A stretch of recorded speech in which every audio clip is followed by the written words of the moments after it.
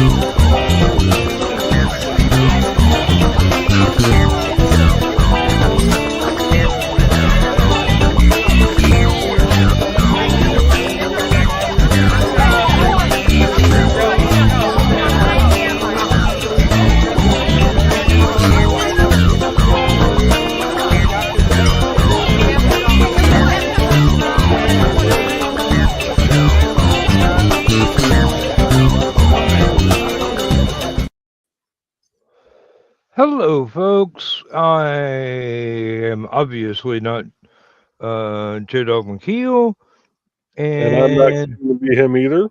nope. So evidently, the Halicon Christmas party is in full swing, and I forgot that we were sort of not going to do a show tonight, so I scheduled one anyway at the last moment in a state of sheer panic.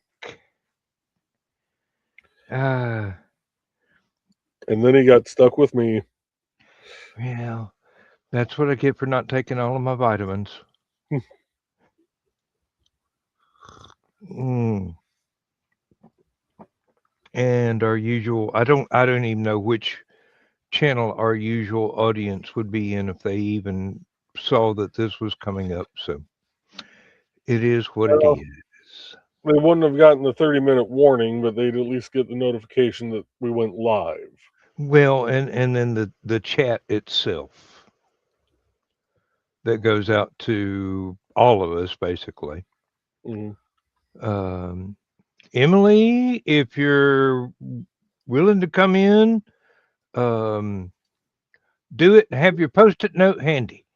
Um, Camera covering at strategic moments is indicated because of the recording. Uh, This video is recorded for quality and training purposes. I don't know about quality. Um, I gave up quality control several years back, and it shows. Uh, Got to trim my beard. I'm starting to look like I'm trying to cut in on Uncle Carl's territory here. Yeah, I need to get. I was going to get mine trimmed today while we were out at the mall. They got a haircut place in there. And then when we got to the mall and I realized how cold the wind was, I went, you know what? I'm going to let this protect my face for another few days at least. Yes, really. Let's see. I just heard a ping on Messenger, I do believe. Nope, nothing there. Uh, my phone does this to me all the time. It gives me an alert. Somebody sent me a message. I go look at the phone, and there's no messages anywhere. It's like the security camera just told me, "Hey, there's a spider out here. Save me." Um, well, Lindsay was off at the church for the live nativity this evening. I went past there on my way to the store to pick up a few odds and ends for tonight, and I noticed the camels had been delivered.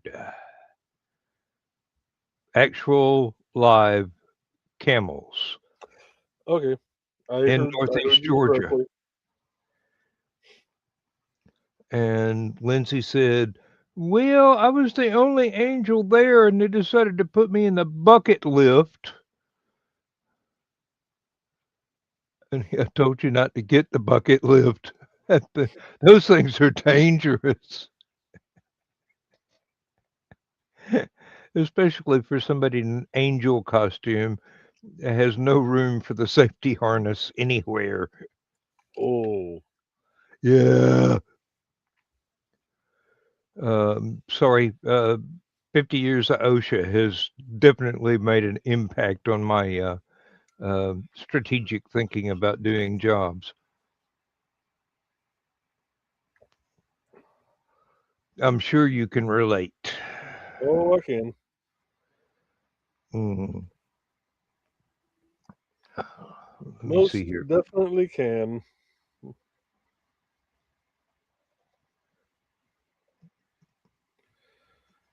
All right. Let's close this Well, out. evidently I have to leave the YouTube channel to look at other YouTube channels and see if there's anybody on one of the others. But since nobody said anything in the StreamYard chat, I don't know if I scheduled everything correctly or not. I mean, um, Looks like we're live on Stupid O'Clock and HoloCon Online. and there should be a Stupid O'Clock Facebook as well. I don't. I didn't even know we still streamed that. I don't know whether I was supposed to or not. So I just pulled up stuff. I've got a list of things here that's like longer than my pant leg of places to schedule Stupid O'Clock. And some of them I don't even have access to. I mean, I don't have a code word for Joe Dog's Twitch or half a dozen things on this list. Mm-hmm.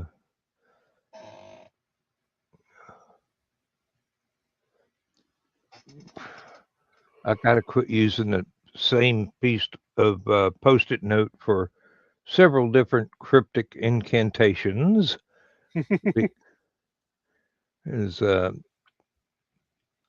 may understand them when I write them down. When I read them 2 years later, I don't even comprehend what am I talking about.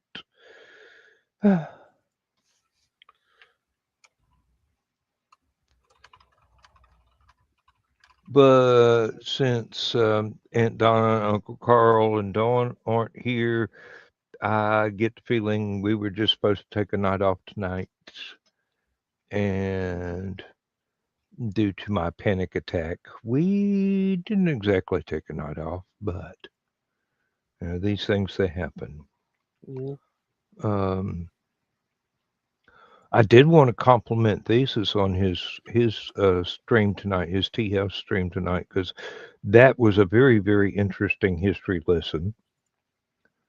I enjoyed it quite thoroughly. Man knows his stuff.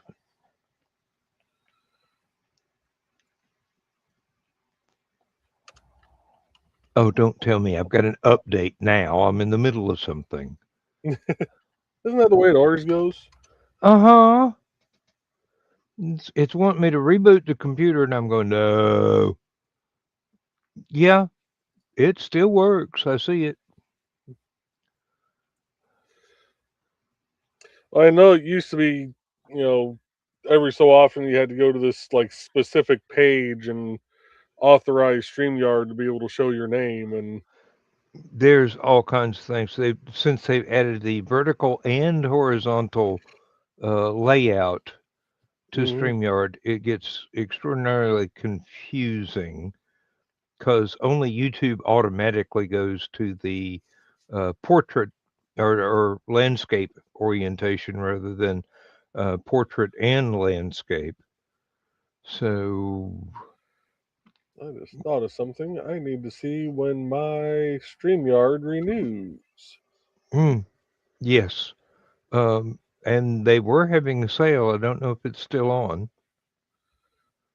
Oh, Um, I'm locked in on a lifetime discount. My personal StreamYard account is one of the free ones, so it doesn't matter. I don't have to renew that. I hope. Um, I don't use it anyway. If I do a cooking show, it'll wind up on Joe Dog's channel, and I can pick my own uh, YouTube for it to go to Yeah. because it's still on the list. Matter of fact, in the scheduling thing, the list is endless. It just goes on and on and on and on and on and on. I couldn't even write all that stuff down on a Post-it note. I'd have to use a full sheet of typing paper for that. Don't know why, but you know,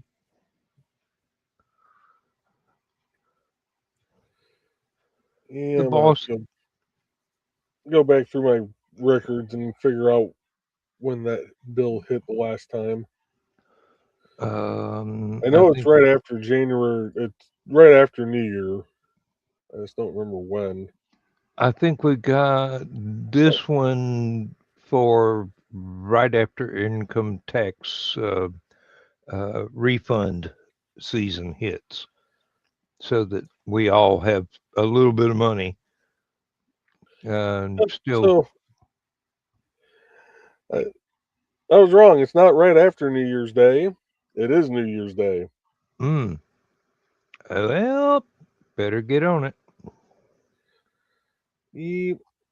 Yeah, I got my bonus from work coming in next week, so that's what's paying for StreamYard for the next year.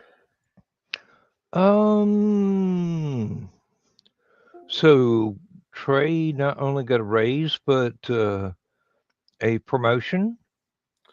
Yes. The promotion isn't official yet. Um, but she's gonna be running a project of her own in the next year or so.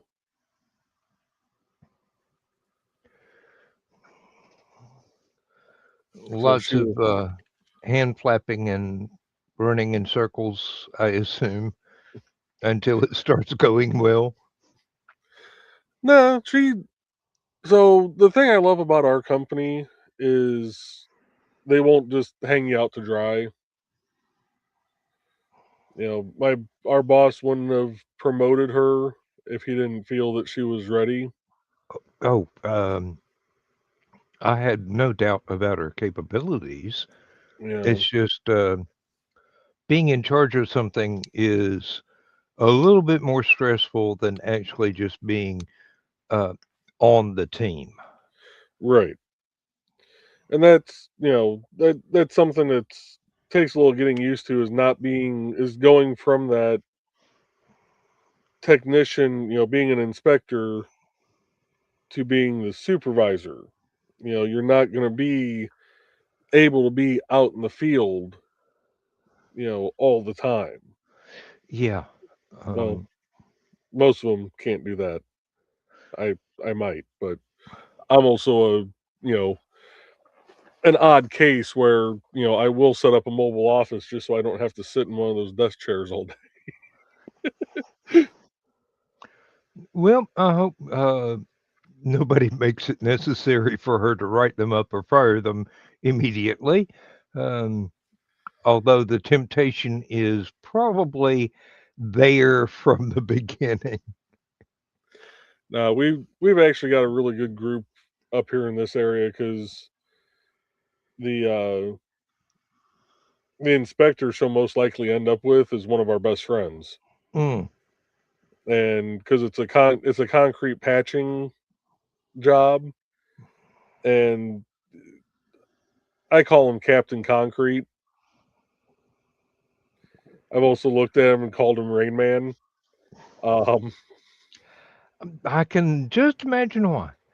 Uh, well, he picked up on it on concrete very quickly when he started with NDOT. And to the point, all of us, once you've done a couple concrete jobs, you can look at the concrete coming down the chute and go, yeah, it's about a 4.5-inch slump, or it'll be coming down. You're watching it come down, looking at the driver going, you might want to add a gallon or two of water to that. Mhm. Like, Yes, if it it'll doesn't pass the freely slump. slide. It'll pass the slump test as it currently is, but you're going to kill these laborers in the 100-degree heat. Mm. But he also picked up on, the sticky, like when we go, like we run a concrete yield, air, and slump tests. The air and yield tests are done in the same bucket, and the yield is basically just you get a bunch of the weights off your batch ticket for your coarse ag, your fine aggregate, how much cement mix was put in, how much water, whole bunch of math to that one. Yeah, I can imagine. So I would guess from the Rain Man reference, this guy is really good at the mental mathematics. Yeah, and it also helps, if you're using the same equipment year after year. Oh yeah, Um, you know how the thing behaves. yeah. Well, you know what your empty bucket weight already is. You know what the volume of the bucket is. So you already know, based on, numbers that you've seen for a 10 cubic yard truck already from the past, you already know, okay, well, as long as when I weigh this bucket with the concrete in it, as long as it falls between, just say 43.74 pounds and 45.02, I'm going to have a passing yield, and that's something he picked up on very quickly. But the little dickhead has also picked up, like, he'll walk up, he'll reach down into the wheelbarrow and just grab a handful, kind of roll it around before we even Oh, start running the tests. And he'll be like, yeah, yield's going to be a little low. It'll pass, but it'll be low. Well, what do you think it's going to be? Probably about a 987. And I'll be damned if he ain't right within a margin of error. Daddy used to do the same thing with soil tests on the farm. Mm-hmm. He'd walk out in the middle of a field, grab a handful of dirt, and go, "Hmm, we're going to need some lime on this, Mm-hmm. or we're going to need a lot of ammonium nitrate this year, or this field's going to have to be planted in soybeans to build the chemistry back up." Mm-hmm. Uh, Well, he also figured out once you put the concrete into the bucket and get it all striked off, he'd walk up, kind of slap the top of it, see how sticky it was. Joe Dog, I have no idea what your cryptic message entails. Uh, And he'd slap the top of it and see how sticky it was, and he'd go, the air's going to be about 6.5. Be damned if he wasn't within a margin of error again. mhm. He always is within like 0.0, and in the case of the air, he's within about 0.2 of what it ends up testing as. The yield, he's within about 0.02 to 0.03. And it's like, and this is why whenever we have concrete, I want you on the job. Have a good night, Joe Dog. Good night, Joe Dog. Hope the party went well. Yeah, it's But amazing when you do something for a long, long time You don't really even have to get all that um, technical with the tests. You just walk up and look at what you've got, and you go, "Ooh, this is going to need a little bit more of this, or this is going to be a little bit over that." Mm, People Well, with the experience thing is, make a job easier. he's only been doing this about 6 years. Oh, he picked on it quick then. Yeah, he picked up on it after his first season at NDOT, and he actually. So when we're doing large pours, the Hmm. QC guys from the concrete plant will come out, and if they see Tony on the job site, they'll just walk right up to him, bypass everybody else on the job site, just walk up to Hmm. him, and he'll sit there with the QC guys making bets on who's going to be closer on the numbers, guessing how everything's coming out. Mm. But he's also there was one night we had a it's called a not latex modified, it was a silica fume uh bridge deck overlay, which is a weird concrete mixture. We still run the same tests and stuff, but it's not like a true concrete. And this stuff, especially in the summer, is very volatile. And if I'm remembering correctly, um, like in the morning when it's cooler, they need less of an additive for the air, but as it gets hotter in the day, they have to add more of it, to the point that when it leaves their plant, it's actually outside of spec. But when it reaches the job site, it's like right in the middle of spec. Yeah, that makes sense. And Oh, I did want to say, tell Trey that she is not actually supposed to put garden gnomes every 3 feet along the bridge. Although you have a friend that would appreciate that, or that's the uh, same friend that I've been talking about. oh, Uh, God, the one that Trey randomly goes to his house and puts a new garden gnome on his porch to wait till he notices it. when we were all in the same office for a while, she was putting a new one on his desk every Monday. It took I him a bet he month. looked forward to that. It took him a month to notice, Oh dear. mainly because he's never in the office. He is one of those. He is not office material whatsoever. He's strictly hands on. He wants to be out in the field. You know, like he doesn't even want a supervisor spot. Mm. No aspirations ever of taking one. Not that he wouldn't be good at it. He'd be good at it, but he doesn't want to be locked down to a desk. I told the people at the factory almost exactly the same thing.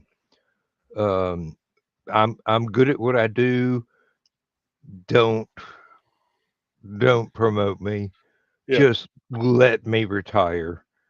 I've only got a little while left, and thanks to the union, that got written into a contract that they wanted to do with my job. I'm going, what are you going to do? Put me back on the line? You going to make me drive a forklift again? I mean, I can do that. I won't be happy. right. But Yeah, then, we we were doing this deck pour the following day, but the night before we were playing Call of Duty together, and we were on Discord talking. And his phone starts ringing. I hear him go, "Why in the hell is Mike from Ozinga calling me?" It's one of their QC guys. Mm-hmm. I don't know. Probably butt dialed you or something, And so he answers, and I can only hear, his side of the conversation. And I hear him go, "No, early in the morning, you don't need as much of the air and trainer, but once it heats up in the afternoon, you're going to need to add a lot more so that it's in spec by the time it gets out there." What the fuck? So he gets off the phone. What the hell was that all about? He goes, apparently they've got a pour out on 94 tomorrow for a silica fume overlay. I said, yeah, that's mine. Ozinga's quality control was calling an NDOT tech. Mind you, he wasn't even a Highway Tech 1, which is the highest you can be before supervisor yet. Hey, what do you need? He also had another time, and I wouldn't have believed it if I hadn't been sitting on Discord with him. His supervisor calls him the one day, and I hear him rattling off a whole, bunch of answers about concrete, and he gets off the phone. I said, "What the hell is that all about?" So it's middle of winter. I said, "You guys don't have any pours going on your project?" He goes, "No, but Tom was in some training / meeting with a bunch of other supervisors and engineers, and he goes, they were all debating about the answers to some of these concrete questions, and Tom went, well, I think I know who I can call."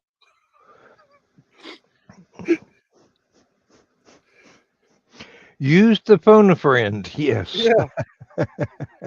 A room full of project supervisors, project managers, and project engineers had to call an inspector. Hey, it happens. I ran into some trouble at a factory because I was doing moisture tests on truckloads of crushed glass that they were going to put in the melter. And if it had too much water in it, steam explosion. You do not want a 3-story tall electric glass furnace blowing up. No.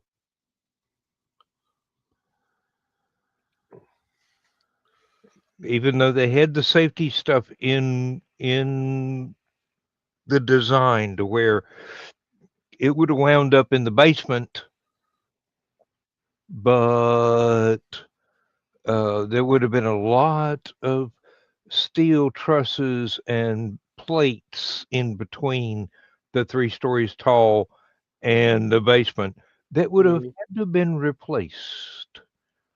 And I'm going, this stuff's been in the oven for like 3 hours and the moisture's still too high. That's going to have to sit and dry out almost the entire summer and pray it don't rain. And if you get a rainy season, you're going to have to go cover this stuff with tarps to make sure it doesn't suck up more moisture. Just, I got good at some of that stuff. They had me out with every installer and every manufacturer we had to test against to make sure our stuff was still competitive.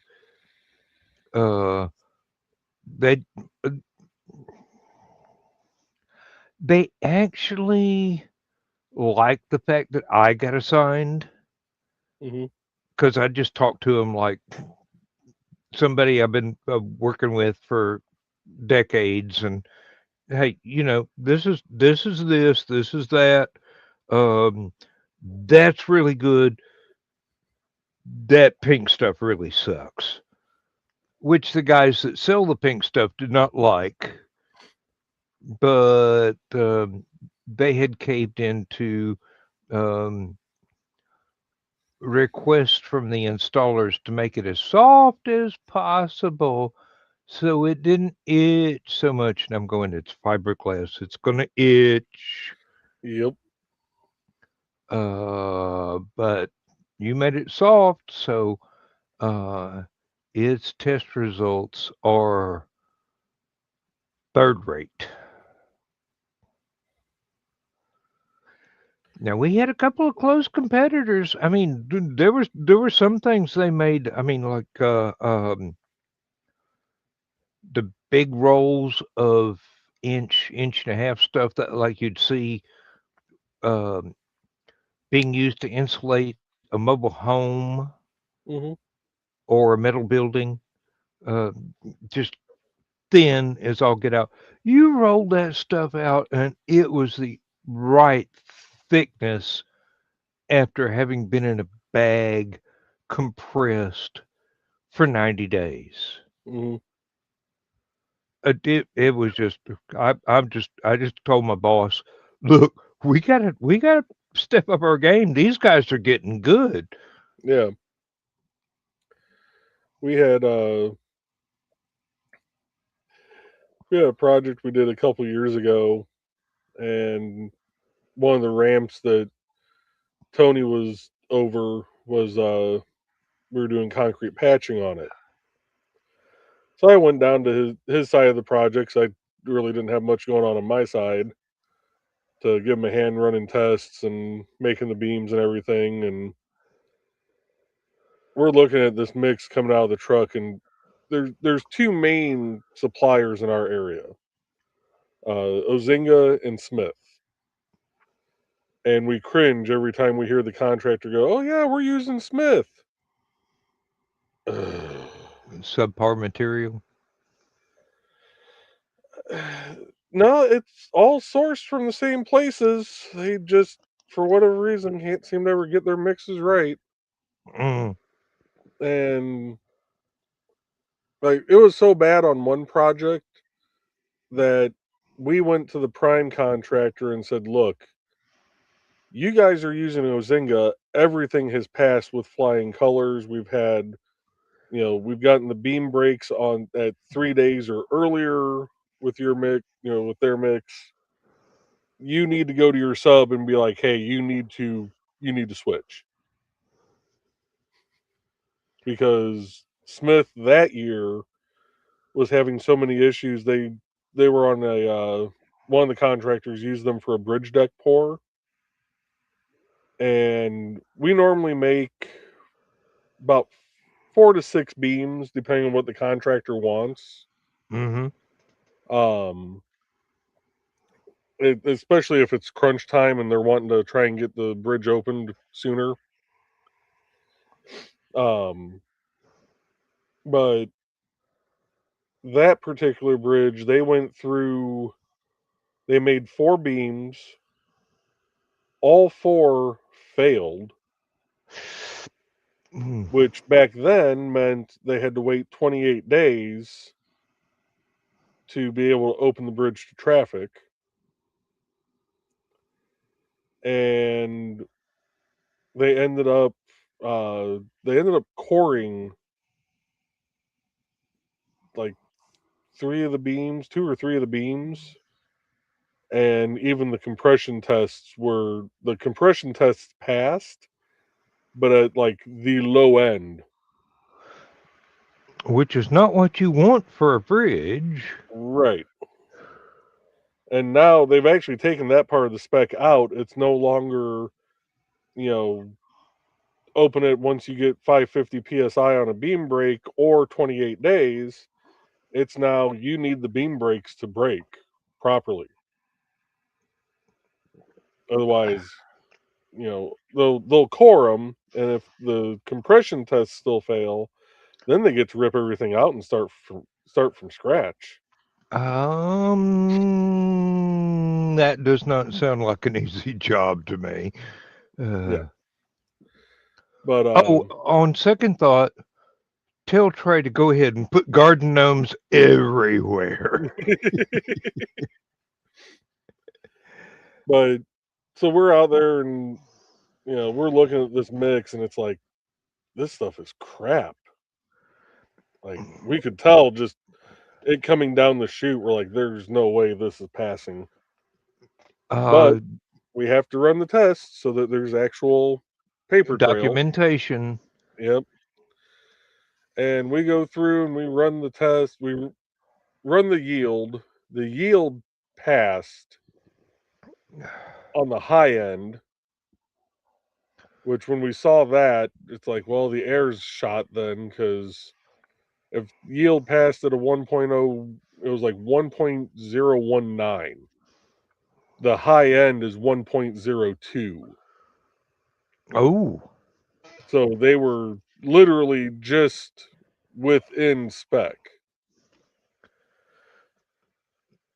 But generally, if you have yield that high, your air is going to just absolutely suck. And it did. yeah, I would think so. Yeah. Either you got way too much or way too little, and I suspect way too much. Actually, it'd be way too little at that Oh, point. really? Really? Enlighten me. This is not something I am any kind of expert in whatsoever, but I poured a little bit of concrete at home, but I'm not trying to do a bridge. Well, there's a big difference between using bag mix and going off of a actual formula. Yes. Because I wonder, I wonder if I have any. Let me look here real quick. I might have an example. I once wrote down a formula that some people that were building their own house and carport said, hey, this is the right amount of bags of this many pounds of pre-mixed concrete to buy to cover this many square feet to this particular depth required for a driveway or a parking garage or whatever. And I'm going, that's useful information. So I wrote it down. Don't know where the fuck I wrote it down. It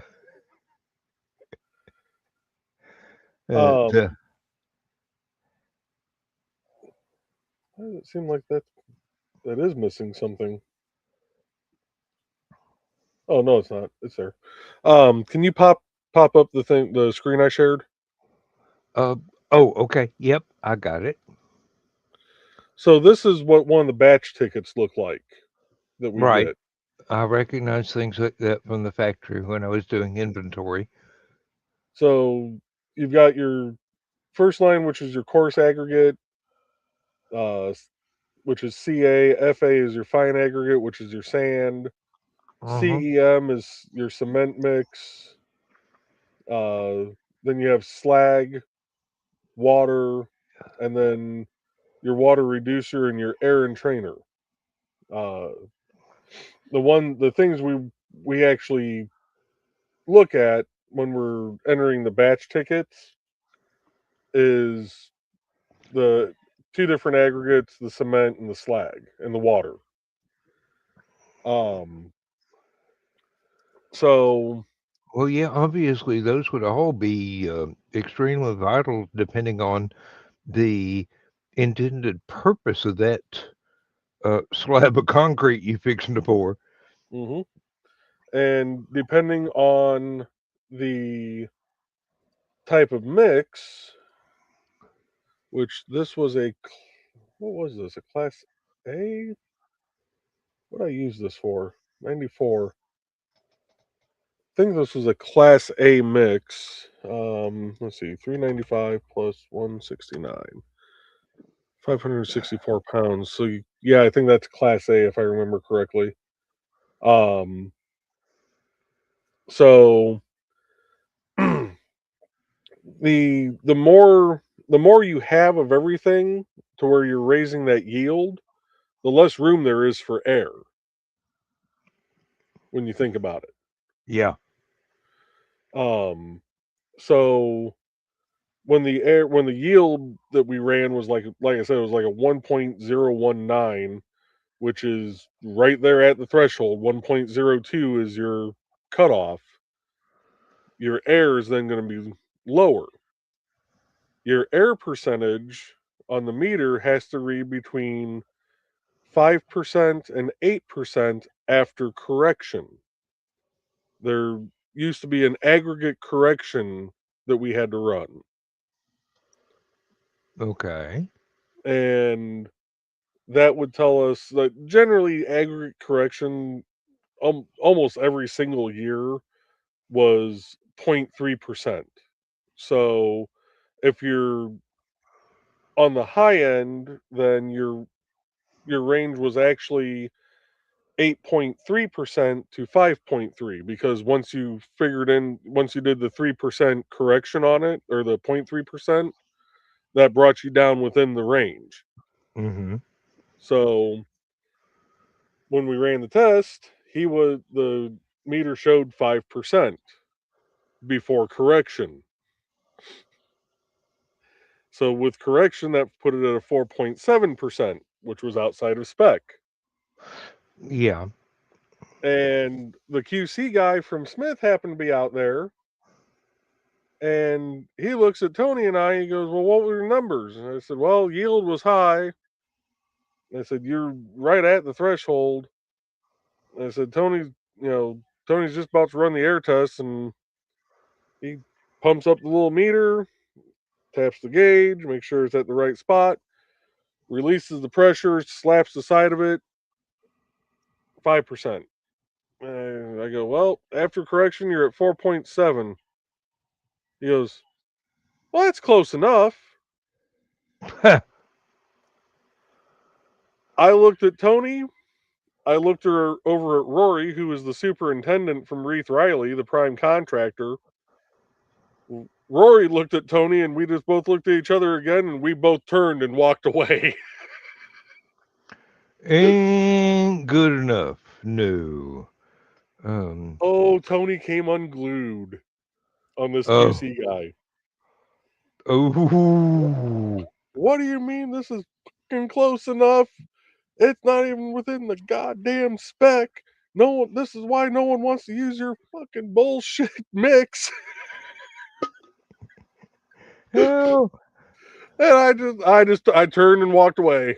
It's like, nope. Yeah, really. The fewer witnesses as possible, the better. Yep.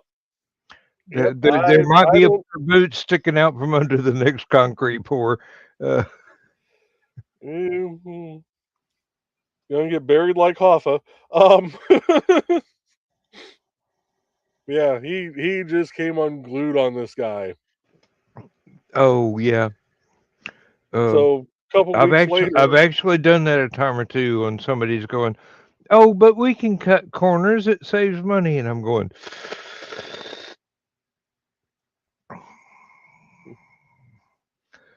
"Cutting corners and saving money loses customers we need to stay alive." mm-hmm. And it was almost an old Dan moment. I mean, seriously, that voice came out, and I'm just going. I don't care what your rank is. I don't care what your position is. If you endanger the company that is paying my bills, you're not going to be on my Christmas card list. No. A couple weeks later, we had another concrete pour. The Ozinga guy the Smith QC guy showed up again. This time he parked about 100 yards down the road, waited until we were done running the tests, making the beams, everything else. Staying as far away from Tony as possible. Came to within about 20 yards, which Tony's still fairly accurate with his pistol at that range. Who wouldn't be? I mean, what proper redneck can't hit something the size of a quarter at 20 yards. Not me, because I can't see something the size of a quarter at 20 yards. Um, He's like, did everything pass? Tony goes, yeah, everything was good today. Oh, okay. You guys need anything? Tony goes, yeah, for you to keep sending decent mix like this, and turns and walks off. Smart ass. I love people like that. No fear. Uh, just absolute honesty, no fear whatsoever. No, I, nobody's gonna dare go against him. Going, oh yeah, but this is too expensive. Well, you want the bridge to fail? mm. Tony is so. The first job Tony was on at NDOT, he was actually working with my wife, and it Mm-hmm. was the second or third day on the job, and they were having issues with Spanos, which is one of the painting companies. They do a lot. They do. If I had to guess, I'd say they've painted probably 99% or better of all the bridges in Northwest Indiana. Like they're the ones that normally win the contract. Win the bids for that stuff, and they do great quality work. Now, Like you when you say painting, what uh, exactly is this? The lines the, on the side and down the middle of the road, or no, this is the steel beams. oh, yes, protecting them from rust. Yep. Okay. Because we actually have, there's a little tester that we put on the side of the beam after the paint's dried that'll tell us the thickness of the paint, and Mm-hmm. um I'm familiar like with that, not from personal experience, but because there are inspections on the British canal boats that I'm subscribed to dozens of channels of different people that live on canal boats, and they've gone over and over again. Yeah, they can take this thing and stick it up against the boat and tell exactly how thick the paint is. And if it's not up to spec, you go back and you try and sue the manufacturer for cheating you. mhm. Yeah, these guys are always like, they've got their thickness down. They do a great job, because we have to go in and inspect it after they've sandblasted it, and then we have to inspect each coat, and it gets 3 coats, and they are always within parameters. So the issue we generally have with them, though, is containment. When they're sandblasting, it, especially around waterways like they were, Yeah. it should not look like that the waterway suddenly had an algae bloom Mm-hmm. of specks of green paint. Hang on just a second. Let me um Gonna wake up Dawn here, aren't you? Oh, ladies and gentlemen, if it sounds like I'm a redneck and I understand exactly what Joe Bachman is saying, it's because I am a redneck and I understand exactly what Joe Bachman is saying, even though I've never worked in that industry before in my life. It relates to farming, it relates to any kind of construction, and it relates to a lot of things that have been part of my personal life for longer than you want to know about.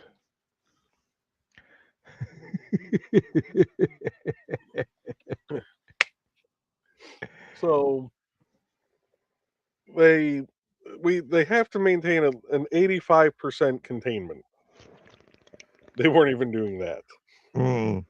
So their big meeting, you know, the prime contractor, Spanos, the NDOT area engineer, the project manager over it, like everybody had to have this big meeting because that is a huge environmental no-no. And Familiar. you know, when they do bridge painting like that, they have to notify IDEM that it's going on. Mm. So it's already on IDEM's radar. IDEM being the Indiana Department of Environmental Management. So similar to the DNR, but different.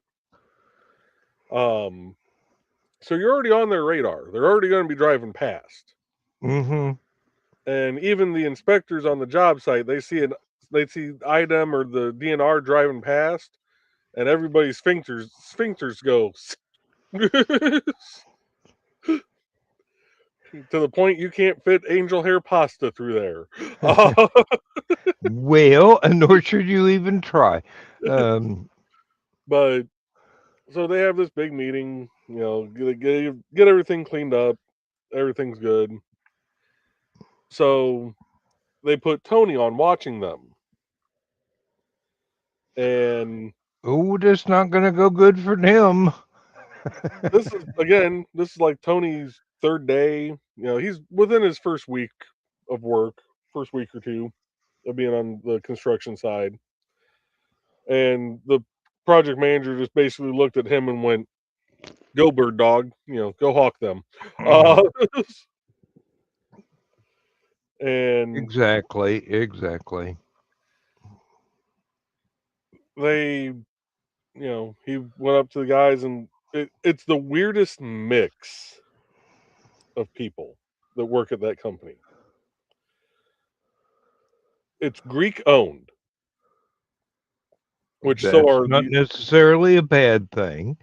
so are 6 out of the other 6 out of the 7 that are actually in the area. But it's Greek owned.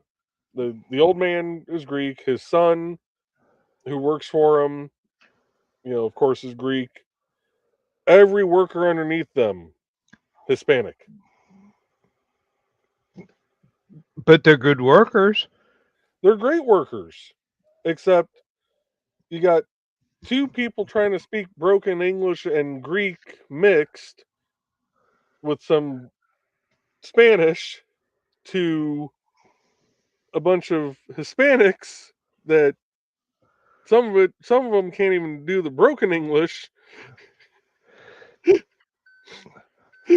Well, I would say that this is the job that Lindsay was born for, but she doesn't speak Greek. It's British, American, French, German, a little bit of Italian, and Spanish, and she's damn good at Spanish. Mhm. I mean, English was her second language. And she's not even Hispanic. She's British. Yeah. And Yeah, I'm just sitting here going, you know that little translator thing that somebody's selling that you can talk into and it speaks in the language you're trying to translate into? Y'all need some of them. so he's, you know, he's watching them, and containment's failing. He stops them, tells them, you know, you got to get it buttoned up. They kind of half-ass it, go back, still not contained. Finally, you know, third strike, he just goes, "Okay, you guys are done. Go. You're off the job for the day." So the one guy, we pack up. We have to leave. Yes, gotta leave. You're done. Well, one guy's kind of packing up. The other guy goes back and he's kind of looking over his shoulder at Tony. And he turns on the sandblaster again and he starts sandblasting this beam. And Tony, no, get the fuck off my goddamn project right now. You are not only fired, you are evicted. Yeah. Tony sounds like somebody I'd really enjoy knowing, as long as I knew what not to say. Tony is a very special breed of human. Aren't we all? He is not politically correct at all. Check. He is more, and not to get political, but to kind of give the whole basis of Tony, he's more Republican leaning, but he is not MAGA. Okay, understood. But he will also poke the bear on both sides of the aisle without remorse. Sounds like fun. He isn't, he doesn't care what you claim your pronouns to be. You are either he, him, or she, her. Yeah, I there are people that just go, it's not as much as a spectrum as you think. And he is also, he's not racist because he hates everybody unless you have 4 legs and furry. He just hates everybody. He doesn't care about the color of the skin.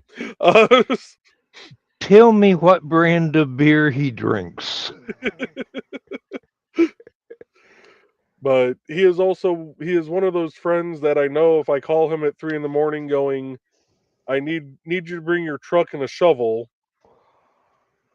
He's also going to bring a tarp and some quicklime. Yeah. He's going to bitch and moan about it, but he's going to show up. Yeah. No. The brand of beer is really important for me to get a cultural wrap on this.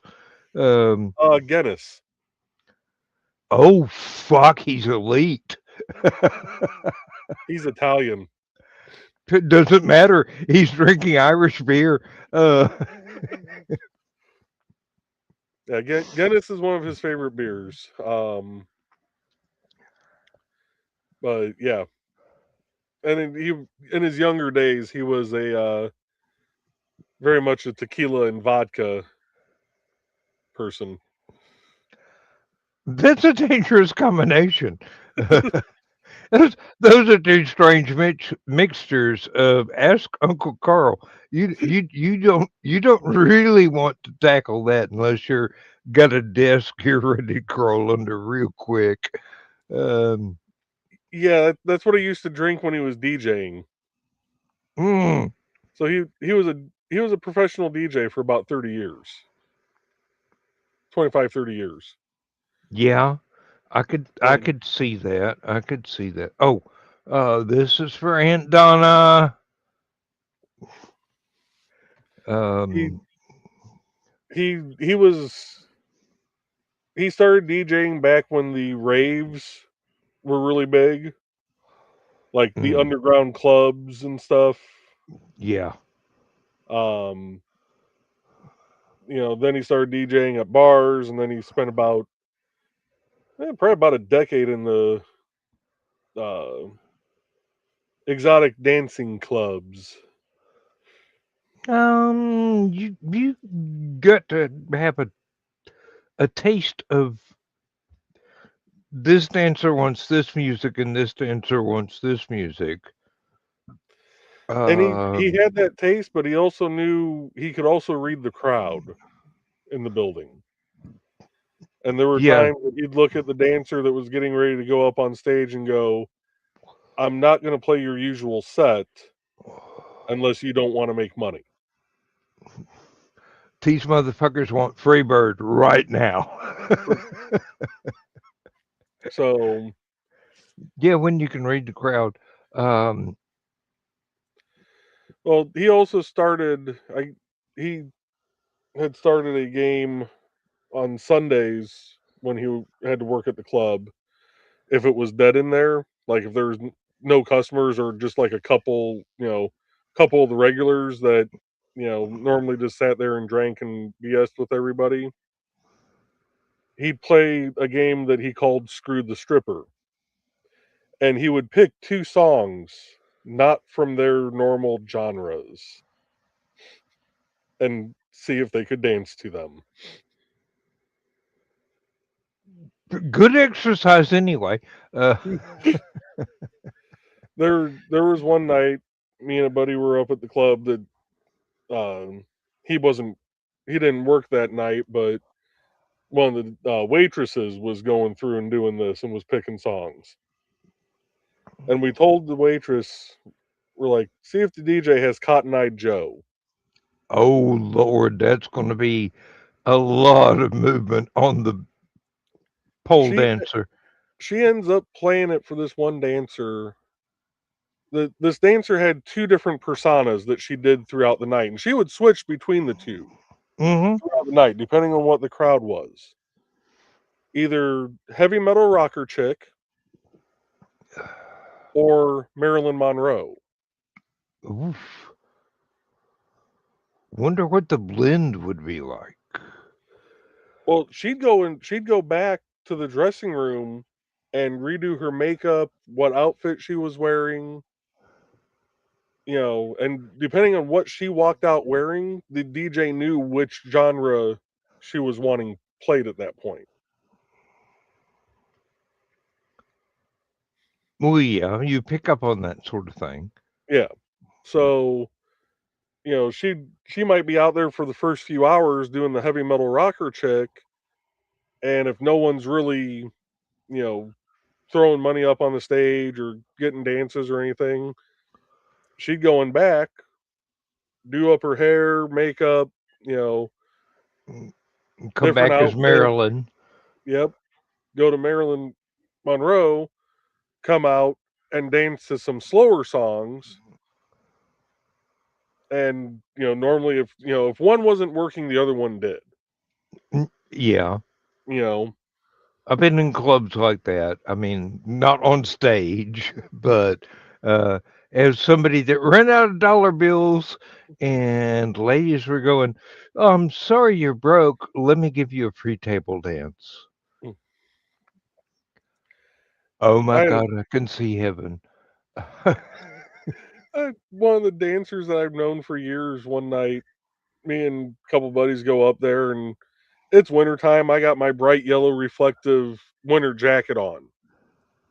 And walking back to where we were sitting at, you had to walk right next to the stage. Well, the stage has black lights on it. And the yellow reflective vest shows up really well Oh, in UV. I light it up like the Christmas tree in New York City. You know, I go walking right past her, make eye contact, wave, go and sit down. We're having drinks. She gets over to the table about 45 minutes later, looks at us and goes, "Well, when did you show up?" "Amber, I walked past you. You were on stage." "Well, I didn't see you." "You looked at me. I had the jacket on."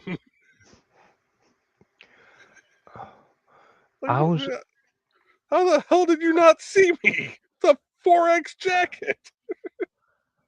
I was at a club once, and uh, one guy's friends were throwing him a birthday party.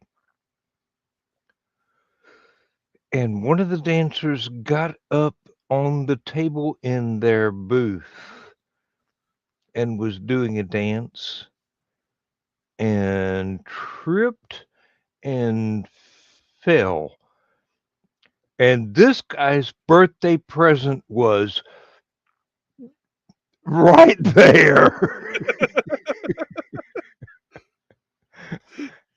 And the bouncers go, "Hey, that was an accident. It doesn't count on doesn't count for reaching out and touching somebody. He's trying to keep her from falling down. Yep. But he got bragging rights with his friends for the next 5 years. I mean, how many strippers plant their ass on your face? Right. So me and my couple buddies that go up there for drinks all the time, we were deemed the safe table. Yes, been there. You know, the dancers knew that they could leave their drinks there. You know, they'd leave their purses there.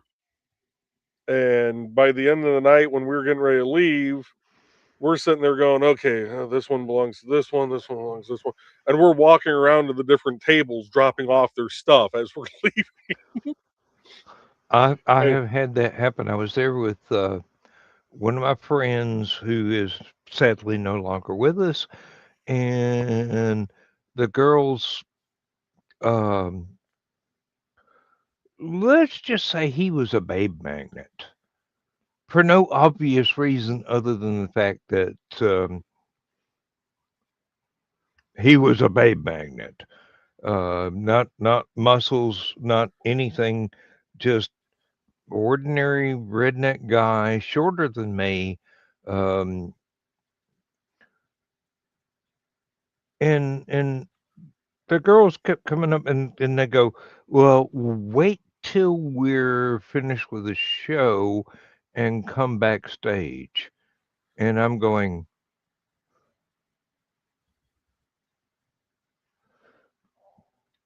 you're like a deer in headlights. What am I supposed to do now? They obviously don't want me. And at the end of the show, he just puts his empty beer bottle down, goes, yeah, let's go home. I'm going, what about your invitation? And he goes, that was performance art. That wasn't real. Mhm. However, those 5 girls cleaned both of us out. I mean, they made like $500 on a table alone between the two of us. Just $1 at a time. There was one night, my buddy John had just gotten out of a relationship, and I was working for him at the time. We were doing DirecTV, and we didn't have anything for the next day. I told him, I said, we're going to go out to eat, have some drinks, just get you out of the house, you know. So I pull up. Now, mind you, John was the owner of the company. You know, just more money than he knew what to do with. And I show up at his house. I got this little, rink-a-dink Cavalier. You know, he's got, a couple pickup car. You know, he's got a couple, brand new pickups, a caddy. I go in and we're bullshitting. And I'm like, our another buddy shows up, and I'm like, okay, let's go get some food. So let's head up to Quaker Steak and Lube. He's like, okay. So we go walking outside, and he starts walking towards his vehicles. I said, where are you going? He goes, get into the vehicle. I'm like, no, you're getting in my Cavalier. He goes, why would we be getting into your Cavalier when I've got 2 pickups and a Cadillac sitting over here? I said, because I'm not driving one of those after we've been drinking. Attract too much attention. So we all pile in my little Cavalier, go up to Quaker Steak and Lube. We eat dinner, have a couple beers. And he's like, oh, he goes, this was fun. He goes, felt good to get out. I said, oh, we're not done yet. He goes, what do you mean we're not done yet? So this is the whole reason why I was driving. I said, we're heading up to the club next. Okay, okay. Unwarranted evil grin. I'm sorry. I said, it's $2 drink night. Ooh. And so we get up there, it was $2 admission to get in that night. And basically, as long as it wasn't like either imported beer or Jack Daniels, it was $2. So I drank, we sit down and they both ordered Coronas, which were $4 a piece. Basically water, like what I drink. And I order a Captain and Coke and a shot of Goldschlager. Ooh, big spender. But those were both $2 a piece. So I got a Captain and Coke and a shot of Goldschlager for the same amount they paid for their one beer. So waitress comes over and I pay her, and my buddy John looks at me, he goes, "How much was that?" I said, "That's only $4." He goes, "My beer was $4." I said, "I told you, don't order import and don't order Jack. Otherwise it's pretty much $2." He's like, "Oh," he's like, "Well, I'm gonna have to switch after I finish this." And he looks at my shot glass, he goes, "You say that was Goldschlager?" I said, "Yeah." He reaches across the table, dips his finger in the shot glass, licks his finger, he goes, "Oh, I haven't had that since high school." Here. You done stuck your finger in it, it's yours. He goes, "How much was that?" I said, $2. He goes, "Oh, we're getting drunk tonight." Again, reason why I wanted to drive my Cavalier. There are so many nights back in my ill-spent youth where I showed up and just walked in, and there were a couple of my friends, and they were having a party, and I got in on the party, but not the action. Uh, there were things that Well, happened after those parties that I was not invited to. And I'm going, that's fine. I don't well, need another wife at this time. Uh, to make matters worse, my other buddy Randy showed up. He works up at the mills, and like John, has more money than he knows what to do with. So after I paid for my first round, I didn't buy a single drink after that. Actually, I've experienced that maybe twice in my life. Somebody else was being a big spender. I mean, really, and the girls obviously paid him the most attention, but I'm sitting there going, I still have to drive home.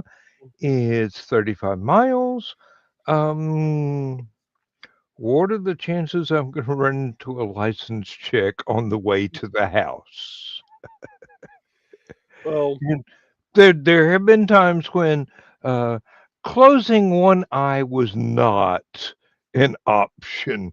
Just it was mm, a necessity.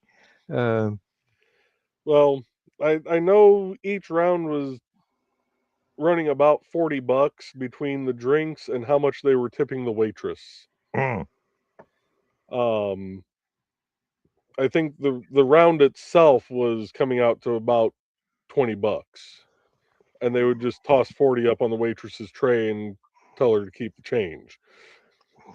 keep them coming, sweetheart. And that was drinks for us, drinks for some of the dancers that were sitting there. Like it Mm, was a long night, and finally, I got John home, and he lived out in the countryside of Valpo, and he didn't think to turn off his porch lights before we left. And he has this nice wraparound porch on the house with the little recessed lights every so often. yeah, So every bug in Porter County was now was outside there. his house. And he's looking at the door just kind of swaying back and forth, and he's got the key in his hand. He goes, I can do this. And he takes off at what was supposed to be a run. It was more of a, he was stumbling forward, but somehow still managing to stay upright. A controlled stumble. Managed to get his key into the door lock, turn it, and then fell into the house. I was right behind him. I moved his legs, grabbed the key out of the lock, shut the door real quick before more bugs got in. Got him up, made sure he made it up the stairs. I looked at the key. He hit it perfect. Like, he got it in, turned it, and as he fell, he managed to bend the key. Luckily, did not break it off in the lock. Oh, yeah. Hey, Chris. How you doing, Chris? It's gone well. Our day has probably not been as fun as yours since you were at the party, but thank you for showing up. Yeah. Stumbling in the door. He called me the next morning. He goes, "Where are you at?" I'm at home. Why didn't you just stay here? Because I got you home, so I knew I could make it home. All right.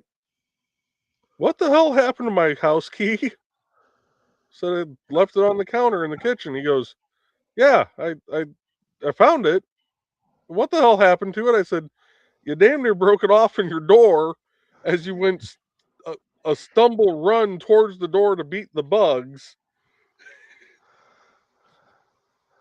and somehow managed to have it positioned correctly in your hand to jab it in, turn, and fall." That pretty much sounds like this past Helicon for me, because Lindsay Squares, I opened the door, I stepped inside the room, and I promptly fell down. And when I woke up, she had somehow managed to drag me to the bed and liver me up into where she could put covers over me. I'm going, I don't remember any of that. And she goes, I'm not fucking surprised. You were drunk as shit. Chris said he started cooking a little after 10 a.m. was done about 2:15. Not bad. Hey, Joe Dog said the party went well. I hope you enjoyed yourself, Chris. Mm-hmm. You didn't let John put any carrots in your chili, did you? And if you did you at least put ice down his back?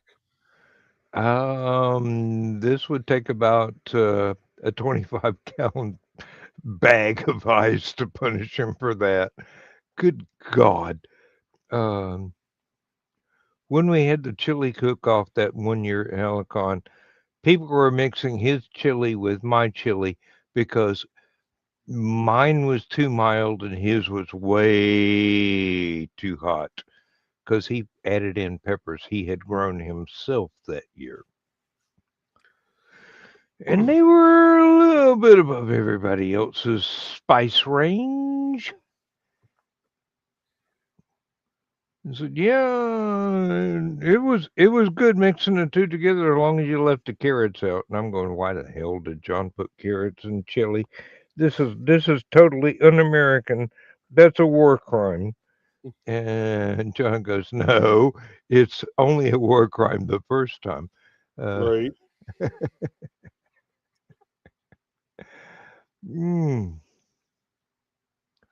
do you mean, nope? You didn't have a good time? Oh.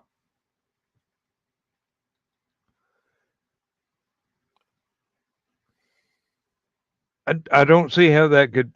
You're at a party surrounded by pretty girls. Oh, Joe Dog was there. I can see how you didn't have a good time. Okay. Um, Ooh, government sending out a message. Ah. I warned you. Oh, One of these days, his errant ways are going to force you into a. Oh no, there weren't any carrots in any chili. Thank God. Uh, I don't know where John got that. I really don't. Probably in the sandbox somewhere. Um, I mean, he was sent there to blow stuff up. He was not sent there to cook chili. Um, yeah, we're gonna have to wrap this up here shortly. It's just about 10:30, and I'm gonna I have to make a agree. I agree. run down the hall, but to run down the hall, I gotta run down the basement, up the stairs, through the kitchen, down the hall. Over the hills and through the woods. Yeah. Let's just go ahead. Let's just go ahead. Dodging the cats along the way. Oh no, that's the hard part. Well, Uh, that's the over the hill and through the woods. yeah, tripping hazards. All right. Thank you very much, Joe. I really enjoyed your company tonight. Really enjoyed the stream by Thesis earlier tonight, Mhm. and I hope a lot of people watch that and really respond because it was an excellent history lesson. Um, we shall see you. Um, let's see. I don't know if you've got a stream going Monday for Behind the Code. You're No, not finished, I know, but no. Thesis is doing his Monday night streams now, oh yeah. the Nine Dragons playthrough. So Mm-hmm. since there was nothing from Indie CD on Tuesday nights, I decided to fill that time slot. There you go. So it'll be Tuesday at 8 p.m. Eastern, 7 p.m. Central for Behind the Code. Wednesday night we'll have Creatives at Play at the same time, same bat time, same bat channel. Um, and if y'all are wanting to listen to music, go to either Twitch or Kick and look up Indie CD Music. I've got it bookmarked. I actually play it when I'm writing. There you I mean, it's my music, but it's my music, and if I can get if I can't get inspired by it, let's get the right emphasis on the right syllable. go. Yep. Um, yeah, and we will probably see each other in the chat on Thesis's Nine Dragons play stream, which I always look forward to. Hmm. Not only his Monday play streams, the game streams, but the Saturday night history lessons, because quite frankly, I learn an awful lot. It's just incredible. Um, we need to get this guy a panel at a convention where he can just sit there for 2 hours and Mm. educate people on his favorite things.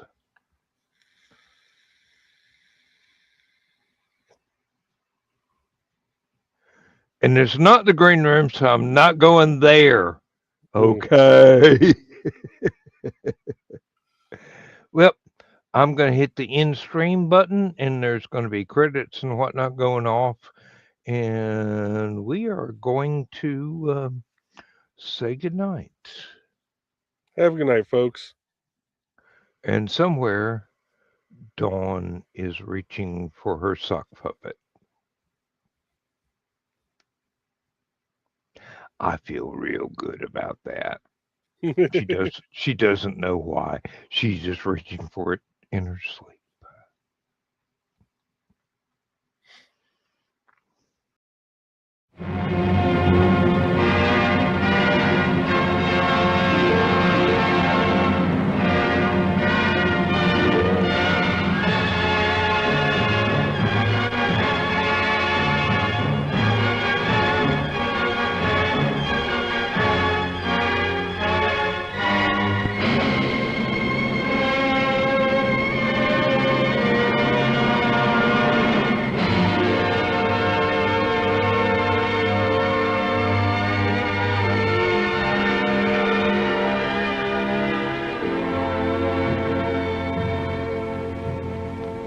I've slipped the surly bonds of earth and danced the skies on laughter-silvered wings. Sunward I've climbed and joined the tumbling mirth of sun-split clouds and done 100 things you have not dreamed of. Wheeled and soared and swung high in the sunlit silence.